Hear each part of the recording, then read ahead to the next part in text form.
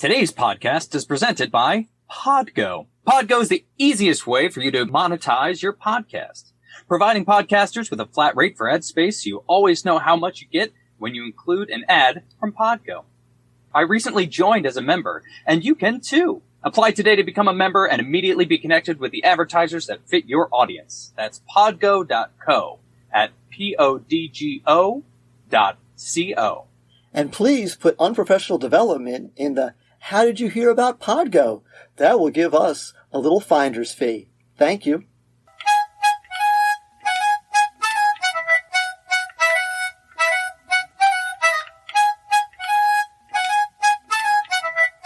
Welcome, ladies and gentlemen, to a very therapeutic episode of Unprofessional Development. I'm Tudisco. And I'm Mealey. And today we have with us Dr. Jody Carrington. As we were just discussing off the air, I got introduced to her through Joe Dombrowski, which is episode 54. And I'm sure we'll want to listen to that one as well. And we'll drop How the number are you doing today, Jody? Doc.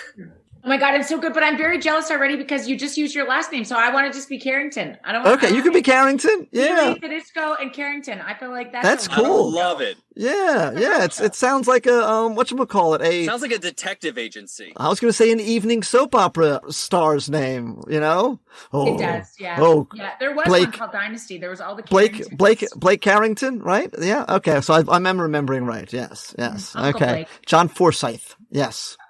Also played the voice of Charlie on Charlie's Angels, little known trivia there. I don't know if you know that or not. Wow, you're full of it this morning. Yeah, I know things. He's full of it all the time. I know things. Yeah, 70s, 80s TV trivia. I'm your man.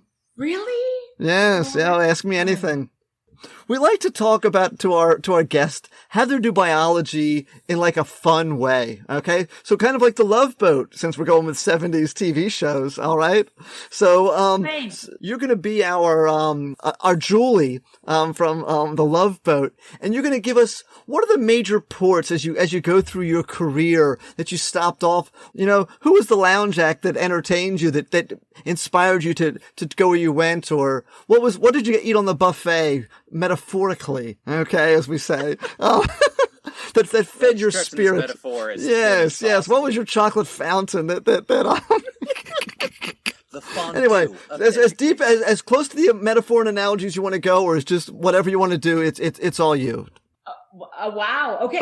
So here's what's interesting to me is that I don't even think I'm on the ship. So.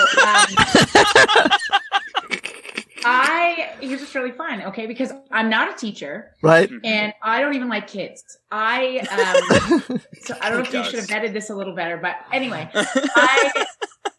I am in awe of teachers. So as a child psychologist, I rarely treat kids. I think that I've never met a kid. I've assessed and treated over 1,000 kids in this country, in our countries, who have I've never met a bad kid. Right. Not one time. Right. I have met, I can spend a lot of time working with kids. I can give them the gold therapy, standard treatment, protocol, best IEPs on the planet. You got the best curriculum, all the literacy and numeracy. It's beautiful. But the kid is never the problem. It's the big people that matter the most to me. Right. And I wrote a book called Kids These Days, primarily for teachers, because the more I started spending time with kids, the more I realized that it is the holy people who hold them that matter the most. And we do but we're not allowed to swear. So I'm like a really not awesome. Do you see the difference between the power of those two words right now? Yes, like, I understand. Yes. Profanity. Anyway, it's just darn. I got really ruffles my horse feathers. Shoe. It's yes. Shoe. Bunch of stoopy faces. That's what I say. But for me, what's really tricky about this, right, is that teachers have no idea how holy they are. And I think if they only knew, there would be so much less burnout as we step into probably one of the hardest seasons of an educator's career. Yeah. Because never in the history of the furry world, where we are teaching in our respective lifetimes, will kids be more dysregulated than they will be in the next. Definitely. And so post-pandy, I mean, Joe Dombrowski often refers to it as the pandy, and I love that about him. Because the deal right now is that, prior to this pandemic, education was hard because We had no plan for, mental health, no plan to sort of support the big people as the little people struggled the most. We focus a lot of efforts on, what are some resources for kids? What does a curriculum look like? Do we have the best literacy, numeracy, blah, blah, blah. Yeah. Very few times have we said, how's your heart? Right. What's the hardest part about this job? Mm-hmm. I know that you lose sleep over other people's children. Yes. I know. If you could get the top 3 kids in your head right now, right? The ones you wish you could have back, the ones who died, the life-sucking Caillou who made you really question your ability you should have been a barista, Yes. All of those babies. Don't get me started on Caillou. Oh, he's the worst. Yes. The people who created that show should be in prison. Okay. In my opinion, they create whiny kids. Sorry. Thank you. Stupid Caillou. Indeed. It turned my kid into a whiny kid. My kid was like whining for like a month, and my wife's like, he's just whining all the time. I said, cut the Caillou out, and problem fixed. Okay. Is that a euphemism? Yo, I should use that in class. Yo, cut the Caillou. Yes. Yeah, it's a thing. It's a noun. God bless him. The Caillou. In fact, the staff room is typically more full of Cailloux than your classroom. Yeah. Stop Caillouing. Yes. Point. It's this thing, I think, that, when I ask educators to think about that, who are the top 3 kids you'll never forget? And often if you've been doing this for more than 30 seconds, like those babies just flood into your head, right? You remember that kid your first year of teaching. You remember that kid just last week. You remember that dad that you thought something's not right here for this baby. Yeah. And all of those things flood into your head. And here's what you need to know. If you can get them in your head while you're listening to a podcast, they think about you 10 times as much. There you go. If you only knew. Yeah. I don't know if that's more affirming or intimidating. Yeah, it's a little like, I think ominous. there's some days where I have to walk in, like, ignoring that fact, just being like, I'm just going to phone it in today, and we're going to watch a movie, and I don't want to think about the fact that I mean this much to this many people. Well, but you know what? And even that's probably the days that you do the best work. Is that it's actually not in the lessons that you do amazing things at. It's in the moments where you look at some kid, and on any given day, whatever you bring is enough. That's part of the if you only knew, because we think we have to do massively fantastic, stand on our head and spit nickels with 67, different plans. But the truth of the matter is, it's in the moments where you least expect it that you are changing a life, right? And so how many times do we do those things? My gosh, if you only knew, it was really just this idea. And in this mid-post-pandemic phase, here's the cool thing. I'm so excited to be alive because the bar to leave a legacy is so low right now. Yeah. All you gotta do is be nice. And people are like, he's amazing. Yes. You go home to the parents and you're like, I think your kid's, he's gonna be okay. He's going to be okay. People are like, I love you. Speaking of Dr. Carrington, I literally put a sign on my wall that I had for about 2 or 3 different years. It would say there, cause I would just try to remind myself, cause we don't know. And I told my kids it was for them as well, but it says today is the day you change someone's life. And because we don't know the day. There's someone that said something to you, someone we didn't go to the chocolate fountain, but there was someone who was your chocolate fountain who was that one-time thing who said something to you when you were 10, 11, 12, 15, 16, that you repeat that as a saying or whatever, that they completely said off the cuff and have no idea even that you're walking around doing that. And so you have to remember that, and you don't want to take it ominously, but you do want to know that every day is an opportunity, and that if you can just love on those kids and make them feel, cared for, that, well, it's crazy. You're so right, Mealey. The only thing that the human soul wants is not to be fixed or saved or any of those things. They just merely want to be witnessed. Right. And it is that easy acknowledgement part of our career that we don't do enough. Not only these babies, but your staff. Mm-hmm. Yes. We're going to be in a tired system in the last couple of weeks. I know in the States we're in a different time schedule a little bit, but we will go to the end of June. And we're done. Yeah. But go ahead. Done. Okay. So many educators in this last little bit, just what would happen if you came out into the staff parking lot tomorrow and there was a note tucked underneath your windshield wiper that just said, I need you to know you're amazing. Yes. And then what would happen? You know what happens? It starts to leak out your balls. Yes. You start to get leaky balls of your eyes. but here's the thing. Then you are in this place to say, put me in coach. Right? I'm ready to step back in again. It is the simple act of acknowledgement. Our indigenous culture, people in the indigenous culture teach me this every single day. An acknowledgement is so much more powerful than any monetary reward. Yes. And it is never a one-shot deal. Right. Right. When you are acknowledged, you will rise. Yes. And when you are so empty, you are waiting for everybody else to do it. Your administrator, your principal, your EA should say thank you. The bus driver, that kid is so disrespectful. Here's the deal. We don't look after ourselves by doing self-care. It's this erroneous idea that if we just take enough bubble baths, we'll be able to survive. The issue is it's all about the more you give it away. Our job moving forward in this next year is to care for others if you want to rise. Because when you're acknowledged, you will rise. I literally tweeted the other day, when you make other people feel good, you feel good. You know? It's very selfish. There's no such thing as altruism. Abandon happiness altogether. And someone said to me the other day that they were like, I really, it's a teacher that I barely know. And I've spoken to them every time I've seen them. But I barely, she's like, well, every time I see you, you smile and you say hello to me. And I'm like, that's what you said the bar is, that's where the bar is, Oh my God. You can't, we're all in such a fog. And I don't know how you feel about this, where you're waking up every morning, but everybody is in such a fog that when you snap that and you give a compliment, I mean, the people we work with the most, the people we love the most are suspicious when we're kind. Yes. Yeah. If you have a partner right now and you pick up your phone and you text them, you say, I don't know if I tell you this enough, but you matter to me. 99% of the time, unless you have a very secure relationship. What did you do? Exactly. Are you having an affair? Are you loaded? Have you been drinking? Yes. What do you want? Yes. My husband says this to me all the time. What'd you buy? Well, I'm from New York. If somebody's that nice, they're selling me something. Well, yes. And this is the thing, right? So it's we're in this place, even with the people we love the most, we get suspicious. And so it becomes really hard to acknowledge each other. Yeah. See, I'm weird. I'm weird because I do it all the time. I really am.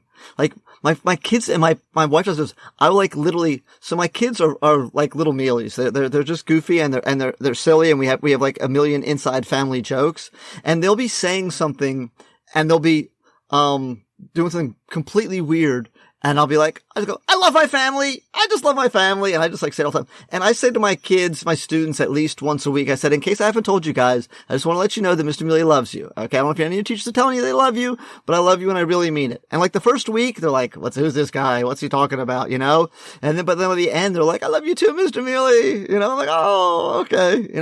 And listen, so many of those kids have never heard it. Right. Especially not from a male. No, I know. Especially coming from a male, that's a big deal for a lot of kids from a lot of cultures. It is. It's so true. And I think we get in trouble with that a little bit, right? Watch your boundaries. Oh yeah. Yeah. But I gotta say, it's perception and intention. And how can I have those hard conversations when they come in? What do you mean by that? Right. Tell me more. Let's talk about it. What's the hardest part about that? Right. Yep. And I feel like that's so true. So that's the biggest thing for me when I'm on this love boat or where we're back to the, I'm at a chocolate fountain. Yes. On a drone overlooking the love boat, wishing I could. You're the travel agent getting people onto the boat. There you go. That's going to make them the happiest. That sounds good. Hey, I really like that idea. And, but I think it's so much is about I want to be on this boat if everybody's just friggin' nice. Mm-hmm. Yes. otherwise, she ain't getting on. You know what I mean? I'll be like, hey, not my boat. Next. Yeah. And so it really does come down to that because in every school division, every district on this planet, as we step back in, at the end of this break, is that we just want to know we matter. Mm-hmm. And when we matter, we are the best. Some of us are phenomenal through the roof teachers. Some of us will just be the very best. I mean, just like the kids we teach, some of them have the most incredible cognitive ability. Mm-hmm. Some of them will hit a ceiling really early. Regardless, I want you to rise to the best of your capacity. Yes. And you will only do that in an environment where you are seen. Yeah. Yeah. As a teacher and a teachee. So you mentioned, and I just want to go down this little river on our boat for a minute. Wow. But yeah, I'm trying. We get a dinghy. Yeah, we're on it. We're on the things on the side. Boat. Whatever it is, I don't know. But so someone's hearing this, right? And they go, I'm losing the metaphor. It doesn't matter. It doesn't matter. You, sure. So someone's hearing this and they go, okay, well, whether it's to the students or to their fellow teachers or to whatever, they go, I've tried that and I get rejected and I feel burnt from trying to be the person that's bringing the positivity and everyone's just like, peeing on my Cheerios. How do I deal with that as a teacher? Is that a clinical term? Yes. Okay. Yes. In the DSM. Okay. So 2 things. I get that question all the time because we have this term, toxic positivity, that Mary friggin' Poppins is always like, but I love it. I love children. I love teaching. Yes. And I friggin' love it. Shut up, Mary. Right. So and it's actually not positivity. It's something, it's just toxic. So. Right. So let's separate the 2 of those things because I think what we need to do, this is the stage we miss all the time, is acknowledging, holding space for, this is hard some days. Mm-hmm. This isn't always where I want to be. I should have been an accountant some days. I don't always love every student. I don't always respect every administrator. Like, let's hold space. And in a post-COVID pandemic era, what we will be dealing with is a lot of kids and families who are emotionally dysregulated. Oh, it's going to be. We've watched domestic violence go through the roof. We've watched child maltreatment numbers rise, and we've also seen an increase in divorce, which means those kids will come into your buildings more dysregulated than they have been historically. Right. And they're going to be expected to socialize on a grade level where they didn't get the prerequisite socialization stuff. You know what I mean? Whether it comes to kids that are learning how to be like a middle schooler or a high school and all those awkward stages that we know that we've gone through. Well, now this kid's walking into 11th grade or 9th grade and he's like emotionally a 7th grader. I mean, we had that pre-pandemic, but now we're just going to have it in like droves of kids. And they haven't flexed the no, you can't talk right now muscle for 2 years. Yeah. So. Exactly. And here's my biggest concern, right? And my biggest fear for administrators is that they will be the push then to catch up. Yeah. So we have these really good unteachable kids because they're dysregulated. So we're going to need some space to hold their hearts. Yeah. And then we're going to have the pressure from administration to get our outcome numbers up because we're a year behind. Oh my God. Oh my God. Oh my God. Oh my God. I know. So we got a really dysregulated, unteachable group of kids, a really exhausted group of teachers and administrators saying, oh my gosh, go. So we're fixing to have a bit of a disaster here is my prediction. Yes. So perfect. Now our boat is in the perfect storm. Yeah. Oh, and there's a tornado, a tsunami. Telling you. And so here's what would happen if I could redirect the ship just slightly. I would just say, here's the deal, right? The people matter the most right now. Yes. And when we regulate each other first, when we acknowledge each other first, when we are just nice, when we remember that bringing to a staff room meeting is going to go a long way. I made some snacks. I bought some snacks. Notes, doesn't even have to have a monetary value. Notes on your educator's car, getting the parent council to get the kids together to do chalk art around the cars of the teachers in the parking lot that say things like, this is where my favorite teacher parks. Oh. Yes. Stuff like that means that I have then a regulated group of people who can then hold the dysregulated hearts of the kids. Yeah. And when I have a strong village, these babies will rise so much quicker. Excellent. Okay. That's okay. Well, problem solved. So all we need is chalk, basically, and everything will be good. If you're going to take it down to the brass tacks, chalk and charcuterie. Okay, because do you know what happens when you bring a high quality meat tray into a staff room? Yes. So anyway, it's really no. And by the way, I call them charcuterie boards. Okay, because that's just how I am. I don't know why, but I do. Charcuterie boards. Yes, why not? And maybe that's what you have on a cruise ship. It's a charcuterie board. It would be. Wow, there you go. Boom. All right. Oh, this is what you come for, boys and girls.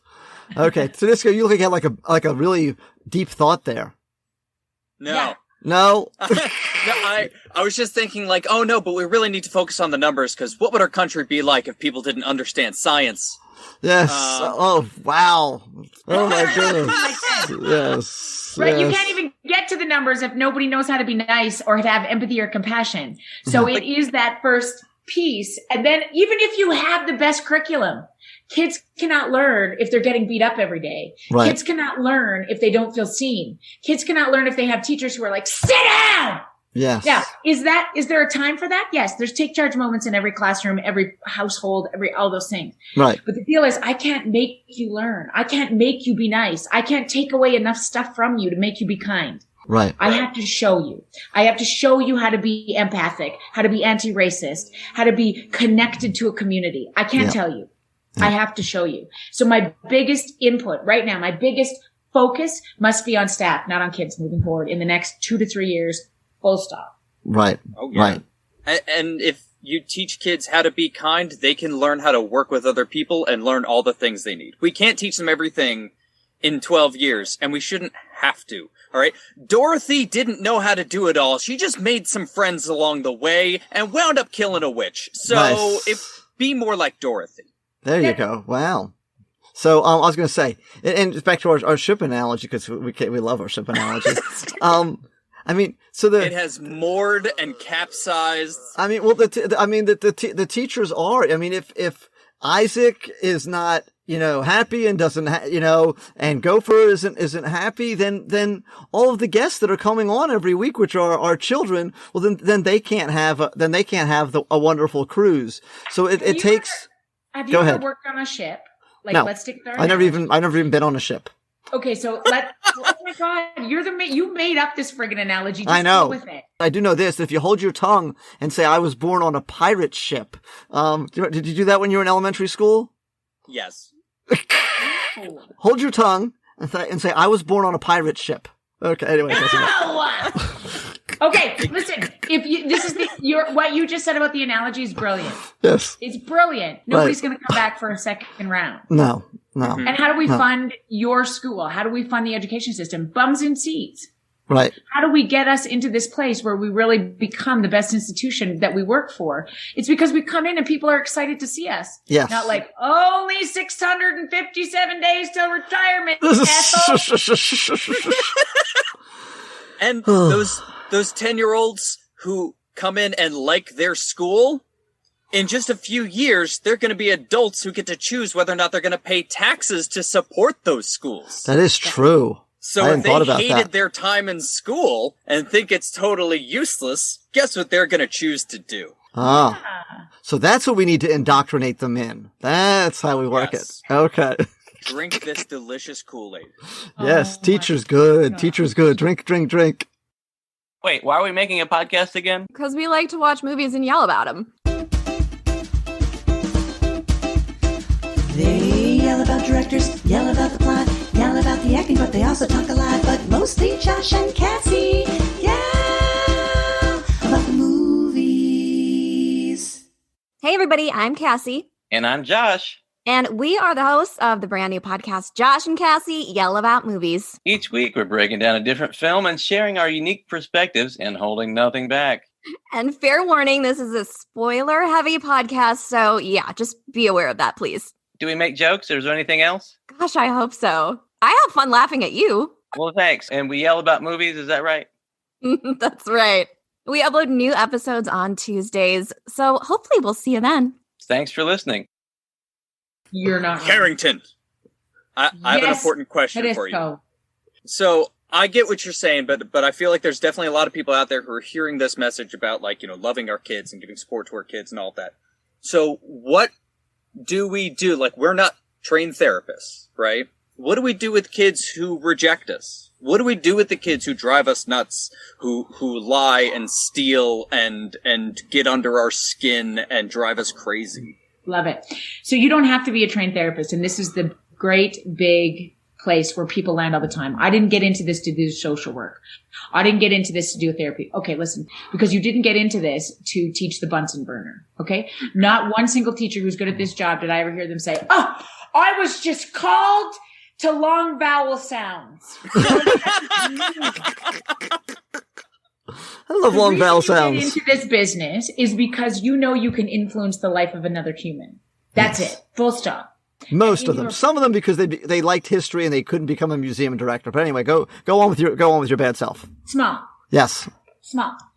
What we're talking about, and if I want you to be healthy at the end of a teaching career, you will be focused on those relationships. And so the deal is when some kid, always to me, when some kid is rejecting you, there's a story behind that. It'll bust your soul. Mm-hmm. And 99% of the time, it has nothing to do with you. I, as a psychologist, I often get asked, this is how the books started to be written, is people would always ask me about the tough kids because I worked on a locked psychiatric inpatient unit for kids for 10 years. So some of the worst, hitters, kickers, biters, I love those babies. And it becomes very difficult to step into them again and again because there's no acknowledgement. There's no appreciation. They have no place to do that. Mm-hmm. So I would often get a call from a school to say, Dr. Carrington, can you come and consult on this kid? We have never, ever, we have tried everything. We have done relationships. We have done behaviorism. We have done this. We have zones of regulation. We have done this. And they name all of these programs and things that this baby has failed at. Yeah. And I would come in, their CUME file or their ed file is the size of the St. James. Okay. Uh-huh. So there's about 3 psychoeducational assessment reports, 50 pages long. There's an OT and SLP, a LMNOP, a QRS, a MITA, a CITRA, and then use a move and sit cushion. That's basically, what I mean? So everybody has tried so hard to help this kid. And what I say is I close that file because I don't need to look at it at this moment. And I'm going to look at all of these amazing people who are desperate to help this baby, who's scared he or she is going to fail in this world. And I ask a question like this. Who can tell me his middle name? What level is he on in Fortnite? Where's his mama? Well, how many siblings he got?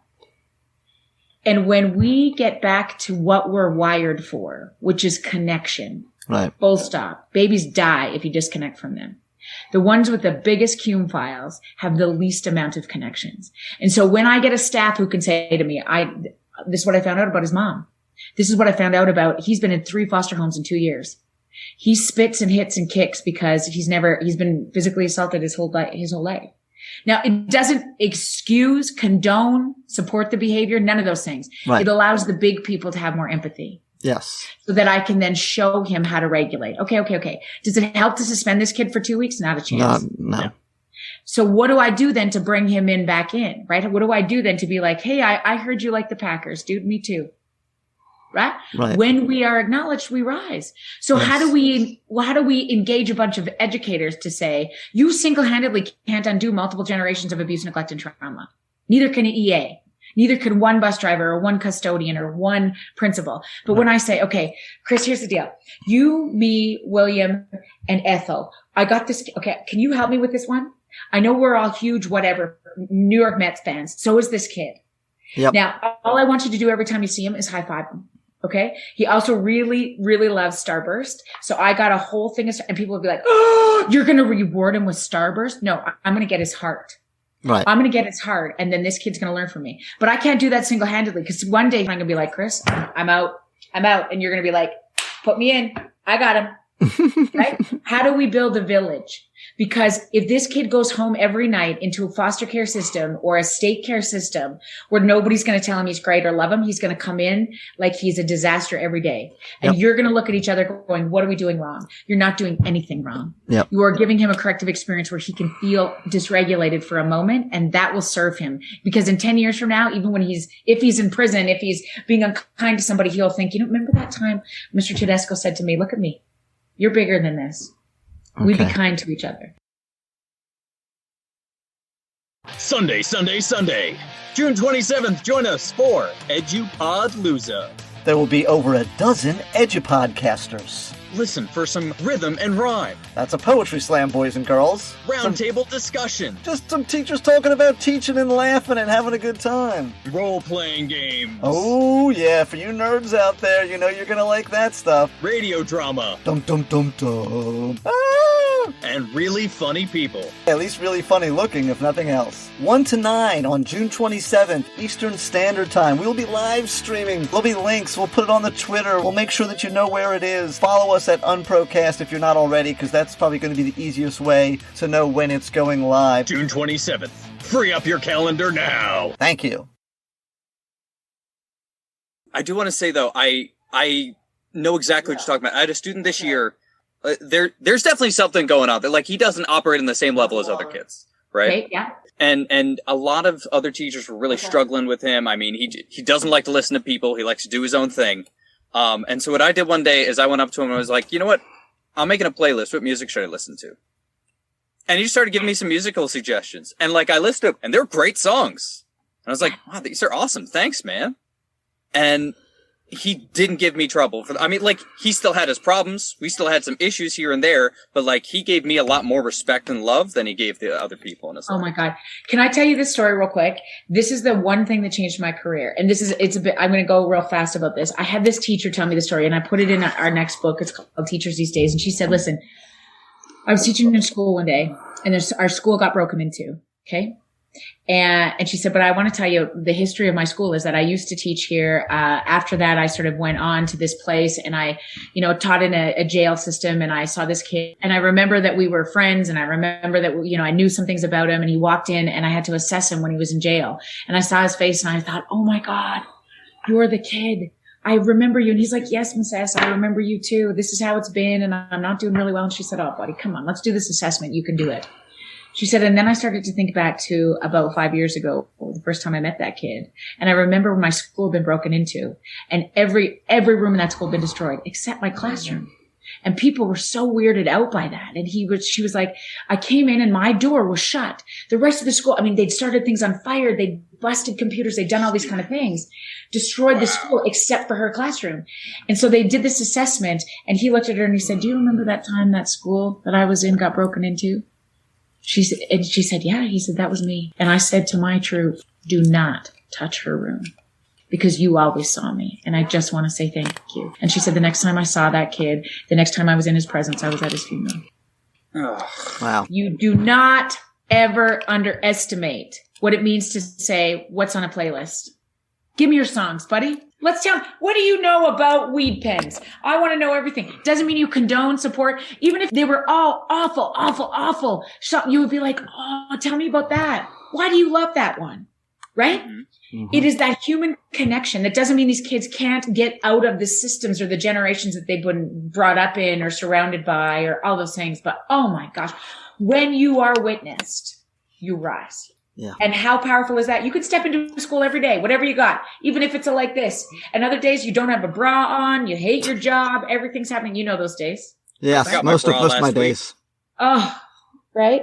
All of those times you had no idea, because that day, it could have been your worst day, Tudisco, and you were like, hey, what playlist? What should I put on here? Right? Yeah. You probably don't remember what you taught that day. You don't know if your outcomes were going well, but this kid was kinder to you because of one question. And if we only knew. I was going to say, so I literally, like, you're speaking my language, because I literally have like a little brainstorm for next year, thing. And my first like opening lesson is going to be, because everyone has this, tell me what you're an expert on, because there's something that other people don't know. And just share with me what, you know what I mean? Tell me what you know that other people don't know. Because everyone does. I don't care if it's Marvel. I don't care if it's, like you said, a playlist. I don't care if it's or soccer Fortnite or right. It could be. I know how to say all the bad words in Spanish. Right. Done, Awesome. Right? It's like, and that's, I think that is so amazing. It's like, okay, how do we trust that process a little bit and allow these guys to sort of show up?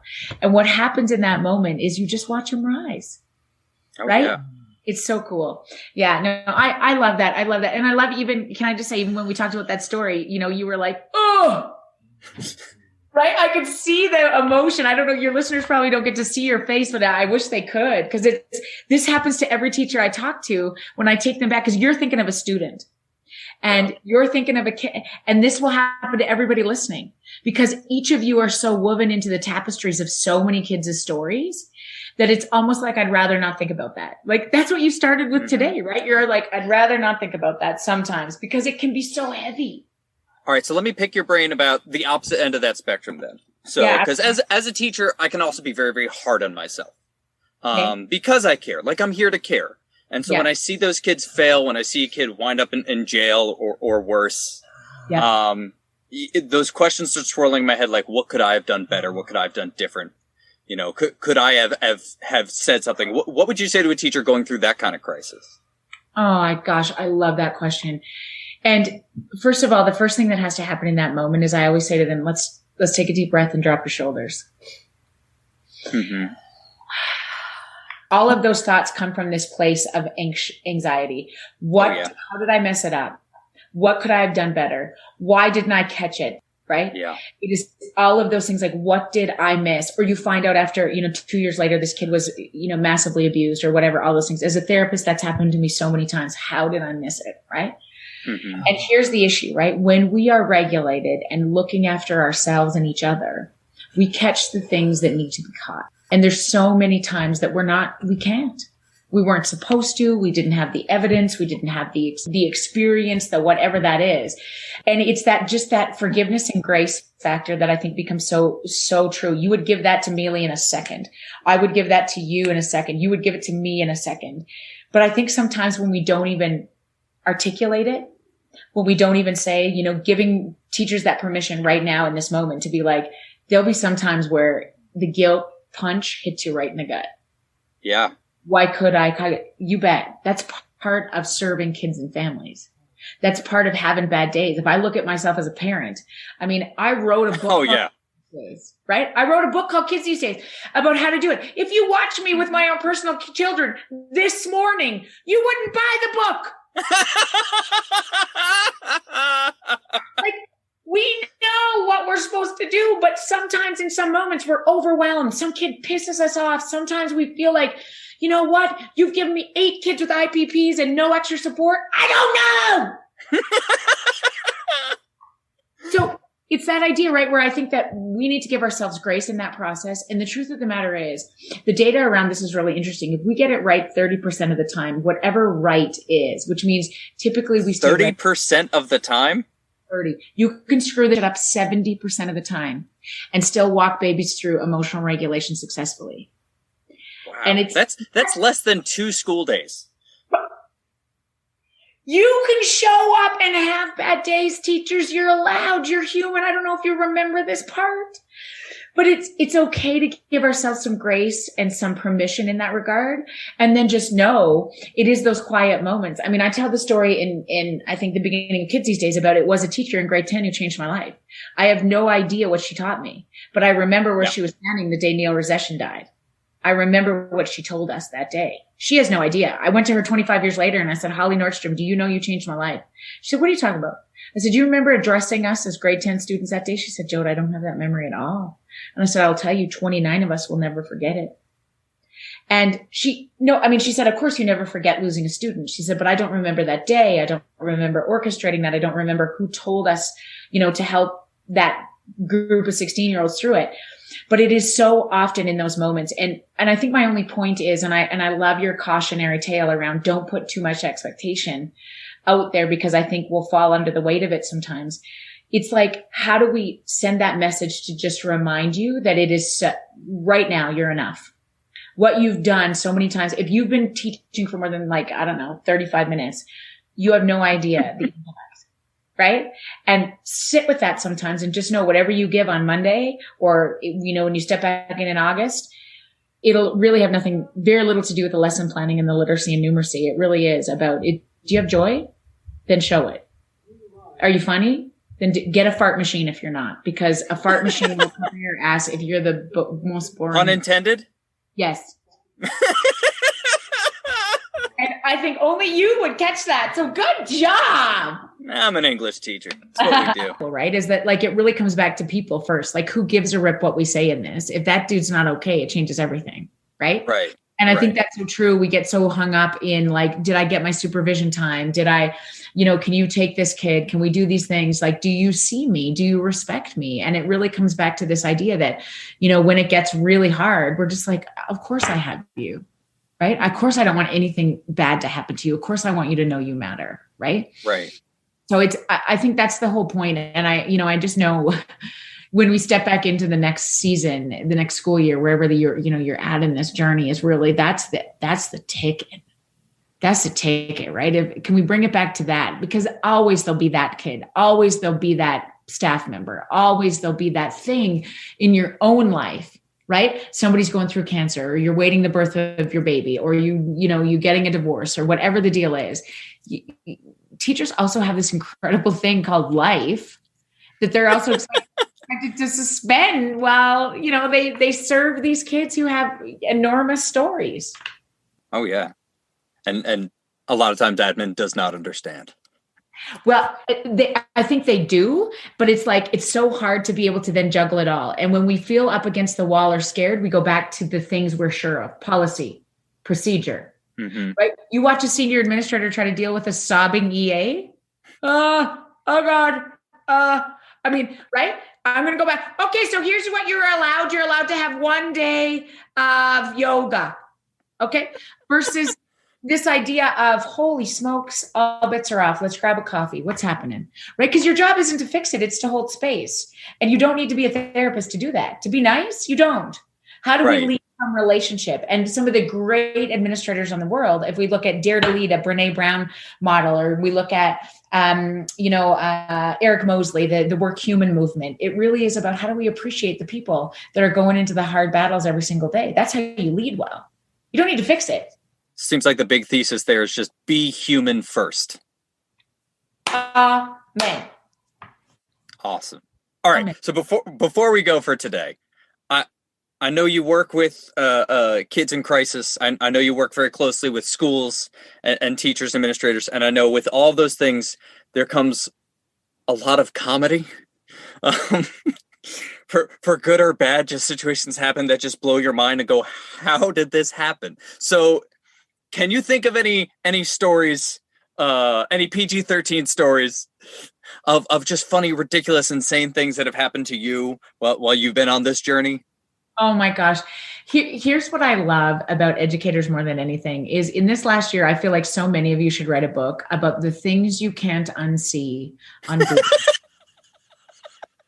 The things that forever have changed your perception of people, the amount of dads in tighty whities that you see, the amount of times where people, when you're yelling at your kids, you're trying to teach from home while your kids are taking from home. And I have this wonderful story. This is like a teacher told me this one time and it never occurred to me because I always say, whenever I'm giving a talk, turn your cameras on because I don't want to speak to myself. And so there's always, privacy issues and all those kind of things, right? And so a teacher said, yeah, like I really wanted that. She said, I've taught grade 12. It was the last year I was going to get to, be with these babies. So I said to this, group of students, okay, turn your cameras on, guys. I mean, this is biology 30. I want to see, I'm missing y'all. So up pops the camera and Taylor is in bed with her boyfriend. Camera on. And she said, I'm like, okay, so this is school, okay? You need to be dressed. And she said, I recognize the other fella. He dropped out of my biology class the year before. So she's like, this was ever going to be like a great teachable moment in like, okay, here's what we're going to, and it was a moment when she told me that story that I just thought the things that teachers have seen and have witnessed and have burned into their brain, the amount of hamsters and guinea pigs and cats that you've had to watch dance across the screen and get excited about, was that a new Barbie? Oh, like, see, this is why I can't be a teacher because I'd be like, I don't even like your rodent.